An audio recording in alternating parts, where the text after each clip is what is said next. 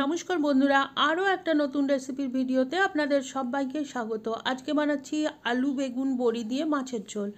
মাছের ঝোল বাঙালি বাড়িতে খুব কমন একটা রেসিপি, প্রায় সবারই বাড়িতে আমাদের হয়েই থাকে। তো আজকে আমি শেয়ার করব আমি কিভাবে বানাই, কি মশলা দিই, সেই সব রেসিপিগুলো, আর তার সাথে থাকছে কিছু টিপস। তো আসুন দেখে নিই রেসিপিটা। মাছ লবণ হলুদ মাখিয়ে রেখেছি, বেগুন আলু কেটে রেখেছি, আর এখন মশলা করে নেব। একটা বড় সাইজের পেঁয়াজ, 1 ইঞ্চি পরিমাণ আদার টুকরো, দুটো একসাথে বেটে নেব। আর গুঁড়ো মশলা নিয়ে নিয়েছি একটা বাটিতে, 1 চা চামচ ধনে গুঁড়ো, 1 চা চামচ জিরে গুঁড়ো, 1/4 চা চামচ হলুদ গুঁড়ো, 1 চা চামচ কাশ্মীরি লঙ্কার গুঁড়ো, সামান্য 2 চা চামচ মতো জল দিয়ে একটা ঘোল তৈরি করে রাখছি। এটা একটুখানি ফুলে উঠবে ভিজিয়ে রাখলে, আর এটা একদম পেস্টের মতো তৈরি হয়ে যাবে।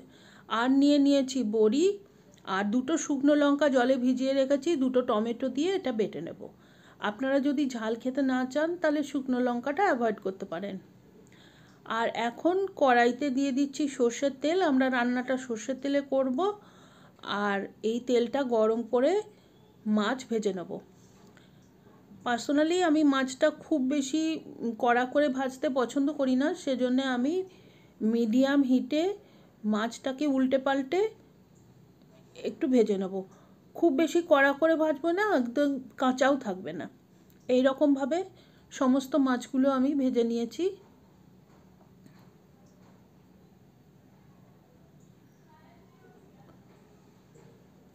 আর এখন ওই তেলেই ভেজে নেব বড়িগুলো। আমি এখানে বিউলির ডালের বড়ি নিয়েছি, আপনারা চাইলে যে কোনো ডালের বড়া দিতে পারেন, কিন্তু ট্র্যাডিশনালি এই রান্নাটা বিউলির ডালের বড়ি দিয়েই হয়। আর আপনারা অন্য ডালের বড়িও ইউজ করতে পারেন। তো বিউলির ডালের বড়িগুলো কিন্তু বেশ ভালোভাবে লাল লাল করে ভেজে নিতে হবে। আর সেটা ভাজা হয়ে গেছে, আমি এখন তুলে নিচ্ছি। আর এরপরে ওই তেলেই দিয়ে দেবো আলুর কুচিগুলো। এখানে আলুগুলো আমি লম্বা লম্বা করে কেটেছি, আপনারা চাইলে চৌকো করেও কাটতে পারেন, কিন্তু সেক্ষেত্রে বেগুনগুলো একইভাবে কেটে নেবেন। একই রকম শেপ আর সাইজ হলে রান্নাটা দেখতে ভালো হয়।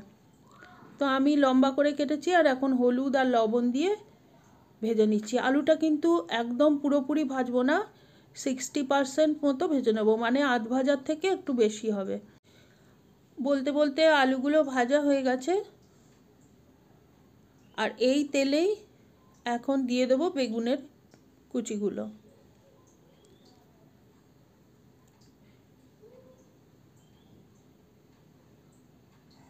বেগুনটাও আমরা সামান্য লবণ হলুদ দিয়ে ভেজে নেব। আর বেগুন ভাজতে কিন্তু খুব বেশি সময় লাগে না। তো আমাদের বেগুন ভাজা হয়ে গেছে, খুব বেশি ভাজিনি, মোটামুটি একটুখানি ভাজা হলেই হবে। আর বেগুন ভাজতে কিন্তু তেলটা পুরোই টেনে নিয়েছে, তো আমরা আবার একটু তেল দিয়ে দিলাম। আর দিয়েছি 1/2 চা চামচ কালো জিরে, দুটো চেরা কাঁচা লঙ্কা। কালো জিরের ফোড়নের সুন্দর গন্ধ বেরিয়ে গেলে দিয়ে দিচ্ছি আদা পেঁয়াজ বাটা। আর এবারে ভালোভাবে তেলের সাথে কষিয়ে নেব। আপনারা দেখে থাকবেন একই রেসিপি ফলো করে একই রান্না এক একজনের হাতে এক এক রকম হয়। তার মূল কারণ হচ্ছে মশলাটা আমরা সবাই এক এক রকমভাবে কষাই। তো দেখুন, আমি এখানে আদা পেঁয়াজ বাটাটা ভালোভাবে একটু ভেজে নেওয়ার পরে দিয়ে দিচ্ছি যে গুঁড়ো মশলার পেস্টটা বানিয়েছিলাম সেটা। আর এখন এটাকেও ভালোভাবে মিশিয়ে ভেজে নেব। এই মশলা যত ভালোভাবে ভাজতে পারবেন রান্নার টেস্ট ততটাই ভালো হবে।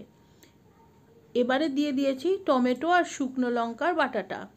আপনারা চাইলে শুকনো লঙ্কাটা কিন্তু অ্যাভয়েড করতে পারেন, তবে শুকনো লঙ্কাটা দিলে এই রান্নার রঙটা খুব ভালো হয়।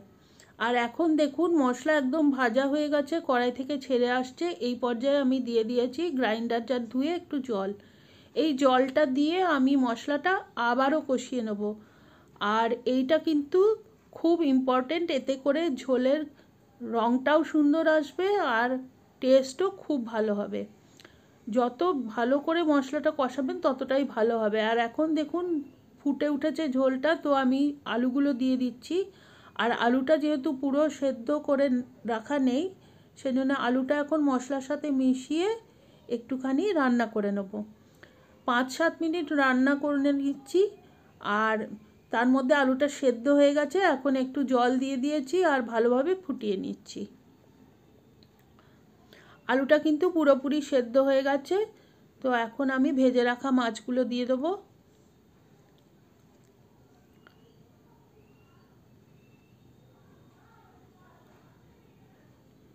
আর এর সাথে আমি ভেজে রাখা বেগুন আর বড়িটাও দিয়ে দিচ্ছি। এখন সব কিছু ভালোভাবে মিশিয়ে নিচ্ছি আর ঢাকনা দিয়ে 5 মিনিট রান্না করে নেব। 5 মিনিট বাদে ঢাকনা খুলে লবণটা চেক করে নেব। আর এখানে আমার লবণ একটু কম হয়েছিল, তো আমি দিয়ে দিলাম। আর দিয়ে দিচ্ছি 1 চা চামচ চিনি। চিনিটা কিন্তু সম্পূর্ণ অপশনাল, আপনারা চাইলে এটা স্কিপ করতে পারেন। আমি একটুখানি চিনি দিই, সেই জন্য এখানেও চিনি দিলাম। আর এই পর্যায়ে আমি দিয়ে দেবো কিছুটা কুচানো ধনেপাতা। ধনেপাতাটা না থাকলে আপনারা না দিলেও হবে। আর এখন গ্যাস অফ করে দিয়েছি আর দেখুন কতটা সুন্দর কালার এসেছে। তো এবারে আমি সার্ভ করে দেবো। আপনারা অবশ্যই কমেন্ট করে জানাবেন আপনারা এই রান্নাটা কিভাবে করে থাকেন, আর অবশ্যই এইভাবে একবার রান্না করে খাবেন। আর রেসিপিটা ভালো লাগলে please like, share and subscribe my channel.